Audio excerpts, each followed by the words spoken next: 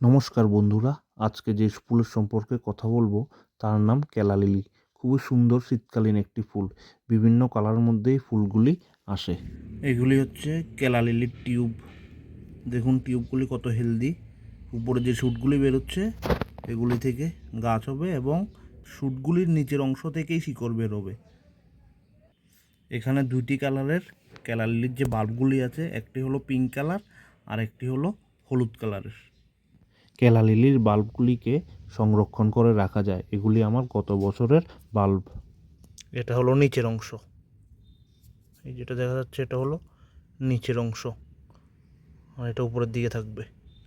কেলা লিলি গাছের জন্য যে মাটিটা প্রস্তুত করতে হবে সেটা ওয়েল ড্রেনেজ হতে হবে। যদি ওয়েল ড্রেনেজ না হয় তাহলে কেলা লিলির যে টিউবটা আছে সেটা পচে যাওয়ার সম্ভাবনা থাকে। কেলা লিলি গাছের মাটি তৈরির জন্য যে উপাদানগুলি নিতে হবে তার মধ্যে একটি হলো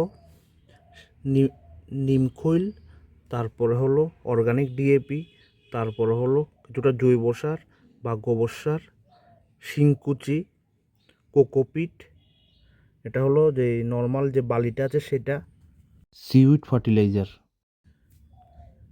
পটাশ, অর্গানিক পটাশ, কিছুটা ফাঙ্গিসাইড এবং গার্ডেন সয়েল। জৈব সার, তারপরে বালি, গার্ডেন সয়েল এবং কোকোপিট এগুলি সমপরিমাণ রেশিওতে নিলে কোনো অসুবিধা হবে না।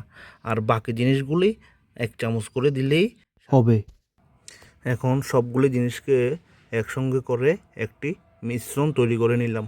কেলা লিলির বাল্বগুলি বসানোর জন্য একটি 6 ইঞ্চির পাত্র নির্বাচন করলাম এবং পাত্রটির তলদেশে কিছু পাথর বা ইটের টুকরো দিয়ে দিলাম যাতে ড্রেনেজ সিস্টেমটা ভালো থাকে।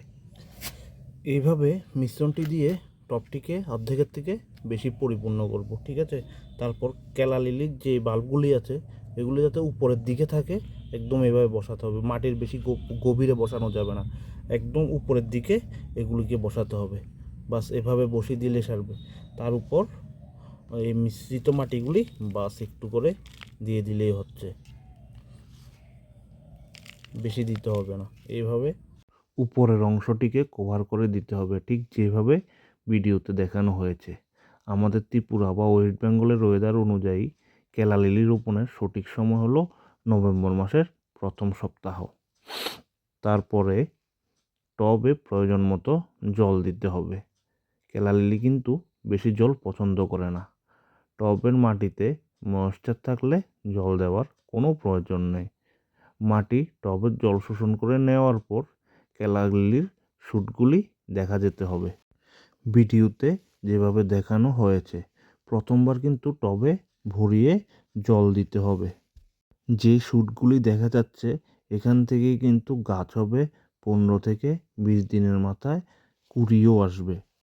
এই কয়েকটি টিপস ফলো করলেই আপনার গাছে খুব সুন্দর কেলা লিলি ফুটবে। ভিডিও এখানেই শেষ করছি। ভালো থাকবেন বন্ধুরা, ধন্যবাদ।